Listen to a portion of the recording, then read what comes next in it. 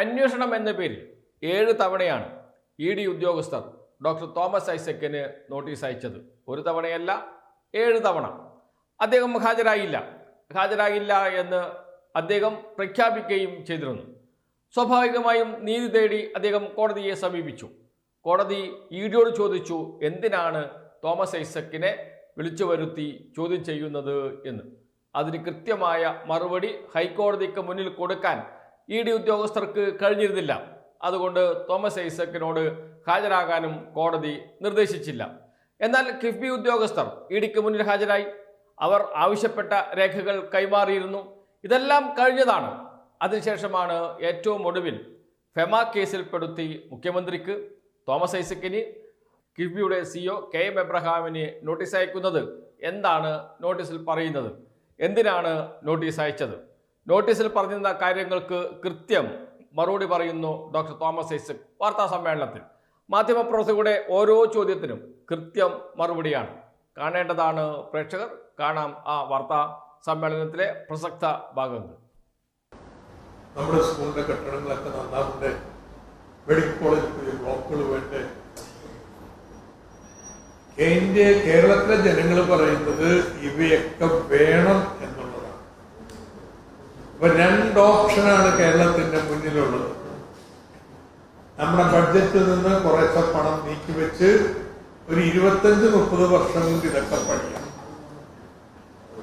അതല്ലെങ്കിൽ ഇപ്പൊ കടം വാങ്ങി ഇതെല്ലാം പണിയാം, എന്നിട്ട് 25 വർഷം കൊണ്ട് തിരിച്ചടക്കാം.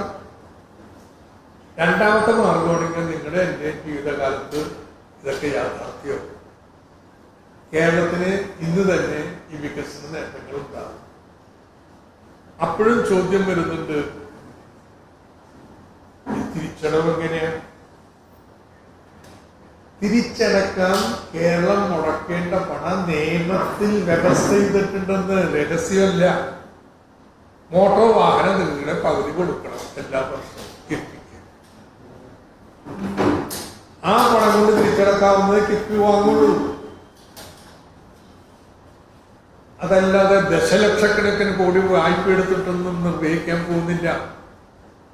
അടുത്തൊരു 20 വർഷം കൊണ്ട് മോട്ടോർ വാഹന നികുതിയിൽ നിന്ന് എത്ര കിട്ടുമെന്ന് കണക്കാക്കാലോ. ആ തുകക്കുള്ളതേ വായ്പ എടുക്കത്തുള്ളൂ. അതുകൊണ്ട് തിരിച്ചടവ് ഒരു പ്രശ്നമേ അല്ല. നിയമത്തിൽ വ്യവസ്ഥ ചെയ്തിട്ടുള്ള പണം കിട്ടി കൊടുത്തേച്ചാൽ ഒരു കടക്കണിയിലും പോവില്ല.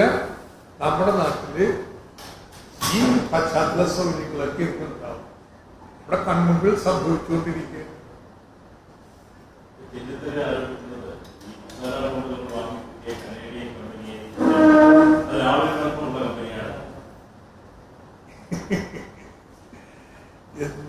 എന്തൊരു ഭാവനയാണ് രമേശ് ചെന്നിത്തലക്കൊക്കെ. അവിടെ കനേഡിയൻ പെൻഷൻ ഫണ്ട്, ആ പെൻഷൻ ഫണ്ട് അവർക്ക് ഫണ്ടുണ്ടല്ലോ, പെൻഷൻ തുകകൾ കൂട്ടിയുള്ള ഫണ്ട്. അതിൽ നിന്നുള്ള വരുമാനം കൊണ്ട് വേണം പെൻഷൻകാർക്ക് പൈസ കൊടുക്കാൻ. അപ്പോൾ ഇത് പല മേഖലകളിൽ നിക്ഷേപിക്കും. പലിശക്കാവാം, ലാഭത്തിനാവാം. അങ്ങനെ ഈ പെൻഷൻ ഫണ്ട് ലാഭലിന്റെ ഷെയർ വാങ്ങിയിട്ടുണ്ടെന്നുള്ളതാണ്. നമ്മുടെ ബോണ്ടുകളിൽ നിക്ഷേപിക്കുന്ന പോലെ ഷെയറുകളിൽ നിക്ഷേപിക്കും. അങ്ങനെയാണ് ഒരു ബിസിനസ് മോഡല്. അത് വെച്ചിട്ടാണ് ലാഭലിനുമായിട്ടുള്ള ഏർപ്പാടാണെന്നും പറഞ്ഞിറങ്ങിയത്. ഇങ്ങനെയാണ് ഇവരെ പോലുള്ള കണ്ടതുകൊണ്ടായിട്ടുള്ള രാഷ്ട്രീയ നേതാക്കന്മാര് ഇത്തരത്തിലുള്ള എന്താ പറയേണ്ടതിനൊക്കെ പ്രസ്താവനകൾ നടത്തുന്നത്. ഇനി എന്തോന്നാ ഈ ലാഭം ചെയ്തിട്ടുള്ളത്? ലാബിനായിട്ട് കരാറുണ്ടാക്കിയത് കോൺഗ്രസ് സർക്കാരാണ്, ഇല്ലേ? ലാബിനായിട്ട് കരാറുണ്ടാക്കിയത് കേരളത്തിലെ മുഴുവൻ വൈദ്യുതി നിലയങ്ങളും നന്നാക്കാനുള്ള കരാറ് അവർക്ക് എഴുതി കൊടുത്തു. പിണറായി വിജയൻ ചെയ്തെന്താണെന്നറിയോ? അത് റദ്ദാക്കി. എന്നിട്ട് പറഞ്ഞു നമ്മുടെ പള്ളിവാസൽ ശങ്കുളം അത് MOU മാത്രമല്ല, കരാറ് തന്നെ ഒപ്പിട്ടിരിക്കുന്നതുകൊണ്ട് അത് മുന്നോട്ട് പോട്ടെ, ബാക്കി മുഴുവനും റദ്ദാക്കുന്നു. അതിന്റെ പേരില്ല ഈ ലാവലിൻ തട്ടിപ്പോന്ന് പറഞ്ഞു.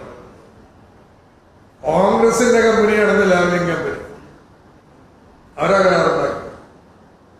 ഞങ്ങളെ കരാറ് റദ്ദാക്കി, ഒരെണ്ണം ഒഴിച്ച്.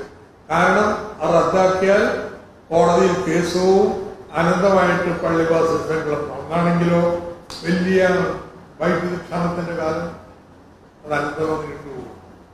അതാണ് ഇപ്പോഴും പറഞ്ഞു കിടക്കുന്നത്. ആണല്ലോ ഇദ്ദേഹത്തിന് പറയാൻ.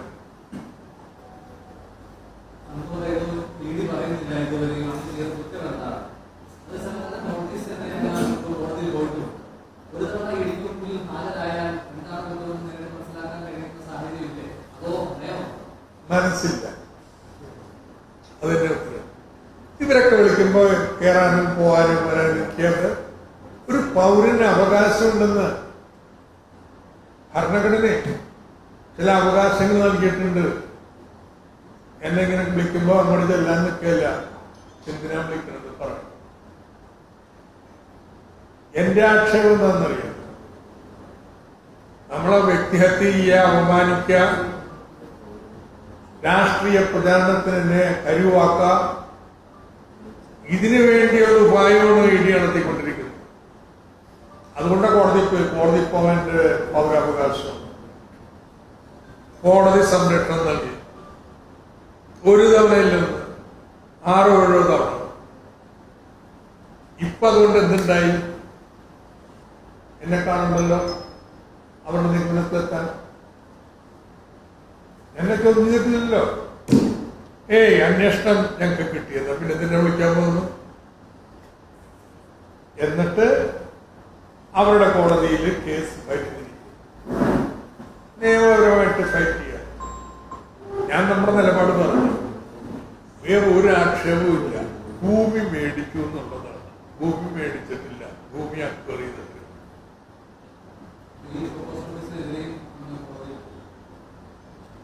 നിയമവിദഗ്ധരുമായിട്ട് ആലോചിച്ച് കോടതി പോകണേ കോടതി പോവും, അല്ലെങ്കിൽ മറുപടി കൊടുക്കണേ മറുപടി കൊടുക്കും. അത് നിയമവിദഗ്ധരുമായിട്ട് ആലോചിച്ച് ഏകിയൊക്കെ ഉണ്ട് സർക്കാർ കൂടി എടുക്കേണ്ട തീരുമാനം. കഴിഞ്ഞ ലോക്സഭാ തെരഞ്ഞെടുപ്പിലെ പരാജയത്തിന്റെ കാരണം ED ചോദ്യം ചെയ്യാൻ പറ്റുന്ന ഈ പ്രചാരണമാണ് കഴിഞ്ഞ പരാജയത്തിന്റെ കാരണം. അത്രേ ഉള്ളൂ. അതൊക്കെ വേറെ രാഷ്ട്രീയക്കാരനാണ്. അതൊക്കെ കൂട്ടിക്കുടക്കുന്നത്.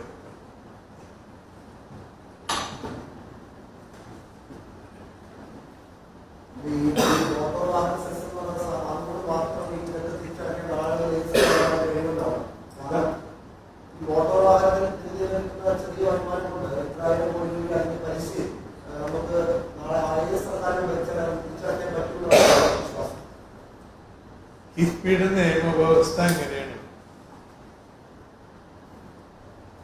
ഇങ്ങനെ ഓരോ വർഷവും സർക്കാരിൽ നിന്ന് നിയമത്തിൽ പറഞ്ഞ പ്രകാരം തുക ഇതിന്റെ ഒരു ഗ്രാഫ് വരക്കാലോ. ഇതുപോലെ കിഫ്ബി ഏറ്റെടുക്കുന്ന പ്രൊജക്ടുകൾ, അതിനുവേണ്ടി എടുക്കുന്ന വായ്പ, അതിന്റെ തിരിച്ചടവിന്റെയും ഗ്രാഫ് വരക്കാം. എപ്പോഴും രണ്ടാമത് പറഞ്ഞത് ലയബിലിറ്റി ഗ്രാഫ് കർവ് അസറ്റിനേക്കാൾ താഴെയായി അതിനെ തിരിച്ചടക്കും. അതിന്റെ മൂളി വാങ്ങാൻ പാടില്ല.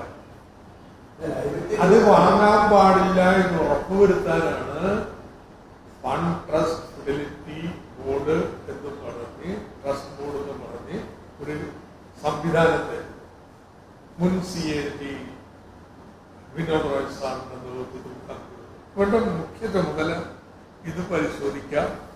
ഇത് പരിശോധിച്ചിട്ട് നിയമപ്രകാരമാണ് കാര്യങ്ങൾ ചെയ്തത് എന്നുള്ളത് വർഷത്തിൽ 2 പ്രാവശ്യം നിയമസഭയിൽ റിപ്പോർട്ട് കൊടുക്കണം.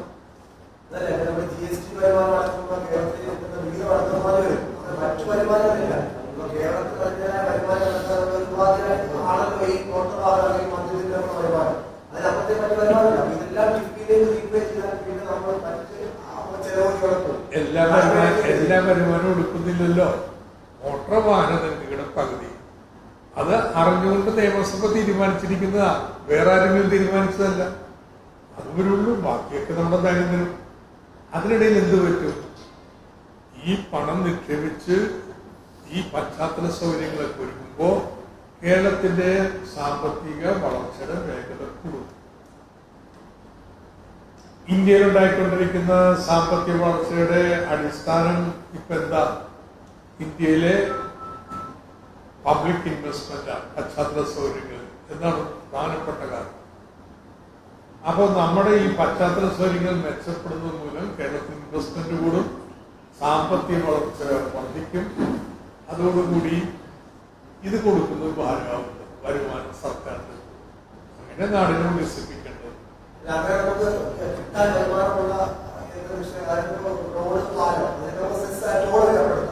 മറ്റുള്ളവർ നമ്മൾ സാധാരണ സ്കൂൾ കെട്ടുകൾ പറയുള്ളൂ, അത് ആവശ്യമാണ്. പക്ഷെ അതിൽ നമുക്ക് എന്ത്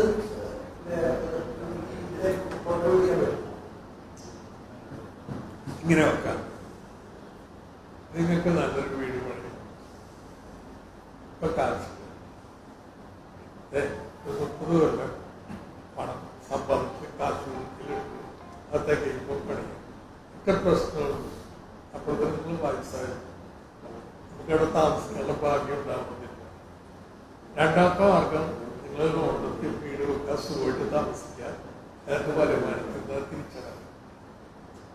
ബുദ്ധിയുള്ളവർ രണ്ടാമത്തെ മാർഗം സ്വീകരിക്കും. ഇത് തന്നെ സർക്കാർ ചെയ്യും.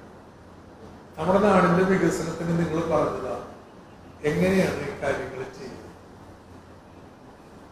ഇപ്പൊ നിങ്ങൾ പത്തനംതിട്ട നമുക്ക് ആ സ്റ്റേഡിയം വേണ്ട, നമ്മുടെ ആശുപത്രി സൗകര്യങ്ങൾ മതിയോ, പുതിയ ബ്ലോക്ക് വേണ്ട. ഇന്നിപ്പോ അല്ല, ഒരു 20 വർഷം കഴിയുമ്പോ പാലം നമുക്ക് ഇല്ലാതെ പഠനത്തിന് പോകണം. ഇതൊക്കെ ഇന്ന് തുടങ്ങണമെന്ന് നമ്മളിങ്ങനെ എത്ര നാളെ ഈ പത്തനംതിട്ട ഇങ്ങനെ ട്രക്കാൻ തുടങ്ങിയിട്ടുണ്ട്. മാറണ്ടേ? അത് തന്നെ ഇപ്പൊ നമ്മളത് മാറ്റാൻ തീരുമാനിച്ചു.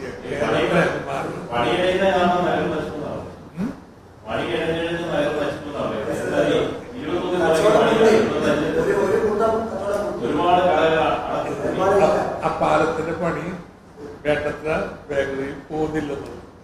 ഒരുപാട് പ്രശ്നങ്ങളുണ്ട്. തിരക്കേറിയ സ്ഥലത്ത് പണിയുമ്പോൾ തർക്കങ്ങളും കാര്യങ്ങളും പണി നീങ്ങുന്നുണ്ട്. എന്താ സ്റ്റേഡിയത്തിൽ വൈകിയത് അറിയാവുന്നത്? അതിന് സ്ഥലം സർക്കാരിന് പണിയാൻ കൊടുത്തിട്ടുണ്ടെങ്കിൽ ഞങ്ങളുടെ ഭൂമി നഷ്ടപ്പെടും എന്നുള്ള ചിന്ത. ഇതാരുടെ ഭൂമി? നാടിന്റെ ഭൂമി എന്നല്ലാതെ. ഉടമസ്ഥാവകാശി മാറ്റമില്ല, പക്ഷെ അവിടെ നിന്നുള്ള വരുമാനം സ്റ്റേഡിയത്തിന് ഉപയോഗിക്കണം. ഇതായിരുന്നു ഇവരുടെ തടസ്സം.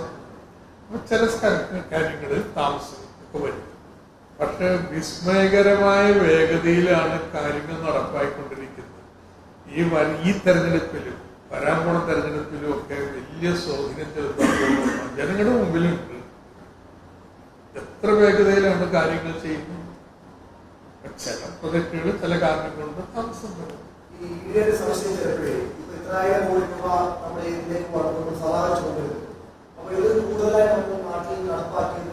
ചില കോർപ്പറേറ്റ് സൊസൈറ്റി വഴിയാണ്. ചിലപ്പോൾ അവർ വഴി കമ്മീഷണർമാരിലേക്ക് പോയി എന്ന് സംശയമായിരിക്കാമോ? അതെ, ഭയങ്കര സംശയമാണ് അവർക്ക്. കാരണം ഈ ഡൽഹിയിലെ രീതി ഇപ്പൊ ഇങ്ങനെയാണ്. അതെ, ടാറ്റയ്ക്ക് അനുമതി കൊടുക്കും. പിന്നീട് ടാറ്റ 740 കോടി രൂപ BJPക്ക്.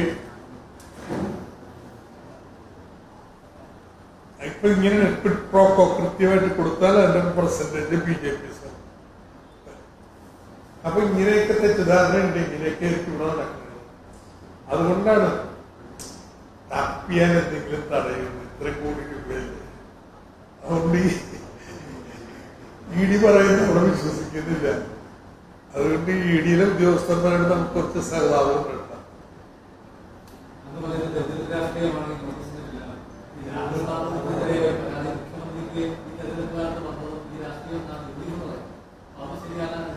ഞാൻ രാഹുൽ മാങ്കോട്ടോ ഇതൊന്നും അല്ലാത്ത ഇലക്ഷൻ പറയാൻ ഞങ്ങൾക്ക് വേറെ ഒത്തിരി കാര്യം ഞാനൊന്നും പറയാം.